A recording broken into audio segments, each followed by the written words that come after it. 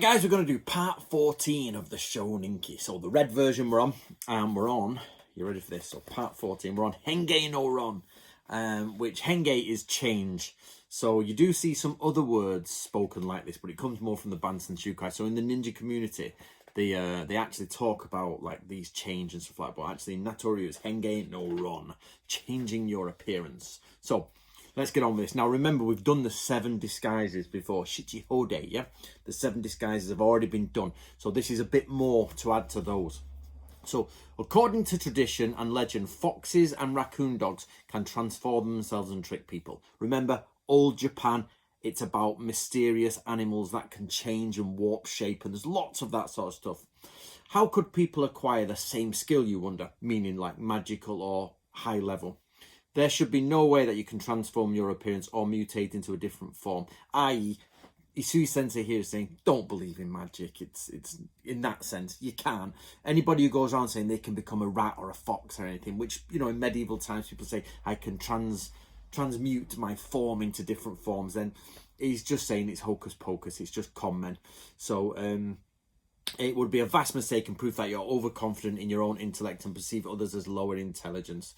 If you assume you have mastered such dubious ways and believe it to be true and pass it on to others, you will fail at a critical point. Therefore, you should be fully aware of the risk while attempting to gain learning in this technique. So basically what he's saying is you can change your form, but it's not a case of, it's not mysterious, it's not magical. Ninjutsu is filled with magical things. Japan is filled with magical things, and it's filled with like legends and the esoteric. And he's saying, don't, you know, pass that sort of stuff around. Don't believe it. Don't get into it. You can't mutate into a different shape. But, you know, so just tone it down. And he's given quite a lot of words here to that. He's said that quite a lot because he's quite concise in this. So you can tell Isui Sensei is like, don't mess about with comment, you know, just let it go. So to actually change, so to change your appearance during covert activity, it is useful to wear a long haori jacket or a rain cape. If you reshape your eyebrows, blacken your teeth with dyes, change the shape of your hairline or forehead. So we'll go through these. So there's a bit more information behind this, beyond the Shoninki that I have, which we don't have here. But basically, so covert activity here does not mean innin. Covert activity here is walking in the public. So many people misunderstand the Shoninki, the difference between walking in open, yonin, which he doesn't mention, but that's basically it, walking in public, versus creeping in, sneaky beaky. So the difference here is that your activity that you're doing is meant to be hidden, not you are hidden. So it is useful to wear a long haori jacket. So when you're in the local area and people know you, or they're aware of you, or you're dealing with multiple people, say you're in a target area and people are getting used to, they can sort of see how you walk, see how you move, see how you talk. So if you wear a long jacket that covers your physique, it's more difficult to identify each person's physical appearance. So you know, even if you have a hat on and it's you, people can say, oh, I'm sure that's Antony, I've seen the way he walks, you know, when you're used to someone.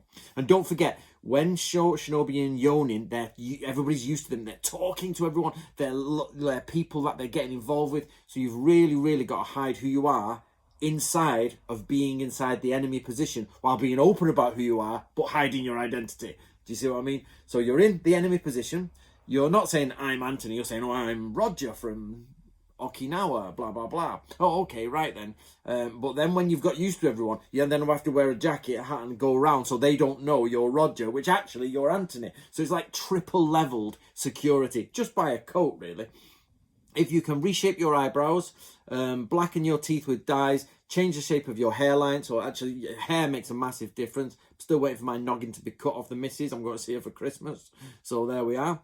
Wear Japanese ink on your face, tussle your hair, and put some tresses in your mouth. So basically, put things in your mouth, change your hair shape, change the way your beard shape is, pluck your eyebrows a different way, put things in your mouth, change the shape of your face to change everything up, and then you'll start to have a different sort of appearance. Now, what, I've messed my hair up now, there we go, after doing that. So basically, what you've got to remember though is it's not direct. You can't just disguise yourself as someone else and they go, oh yeah. It's talking about moving around in the local area. People just won't notice it's you. It'll look a bit different.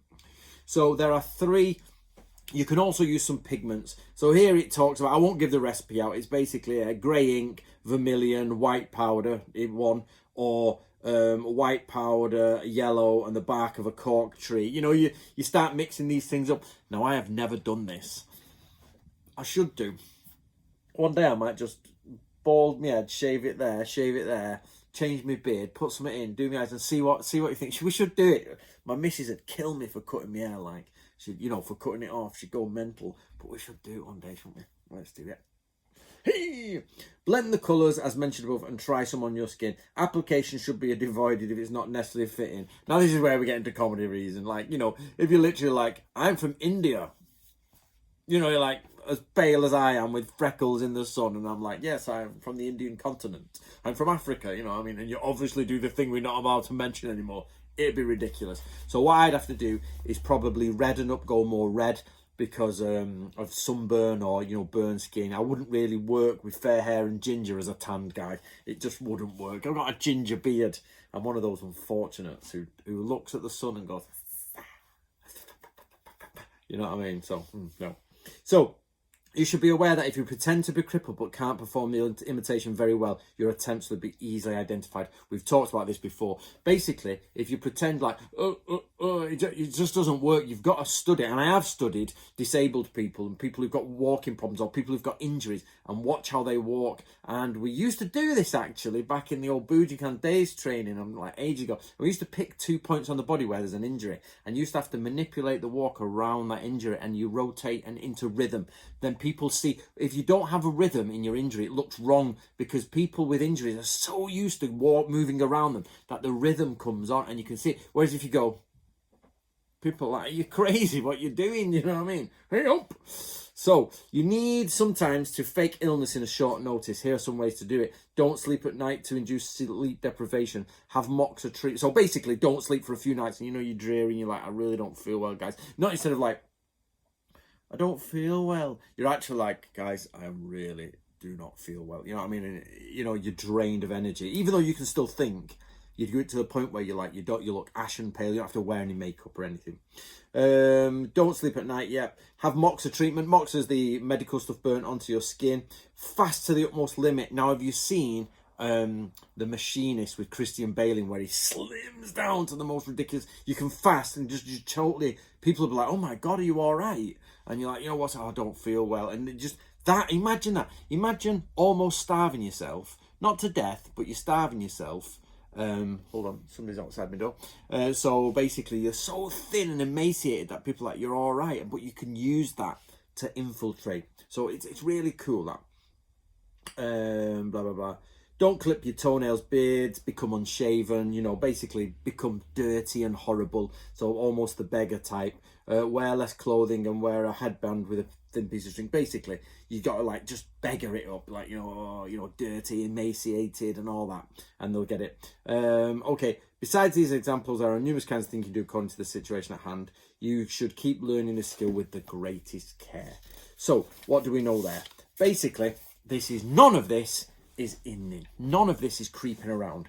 Most of it is to do when you're in a target area. And when you're in a target area, you're more than likely dealing with other spies, or other spies are aware you are there. So they're tracking you as you're moving around the area. So what you do is you need to change. You can go away for a while, not sleep for ages, come out ill, you know, move. And people are like, oh, that's not Antony. He's like, wow, bulky lad, you know what I mean? And I was like, they'd be like, that's not him.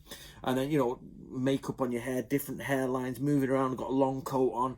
You know, you just blend in with the crowd then. It's not just, if it's just you on the street and they're looking at you, they'll be like, that's Antony. And he looks like he's starved himself. But if you're in a crowd or you're going into an area where somebody might know of you and you change it all up, you'll blend in much better.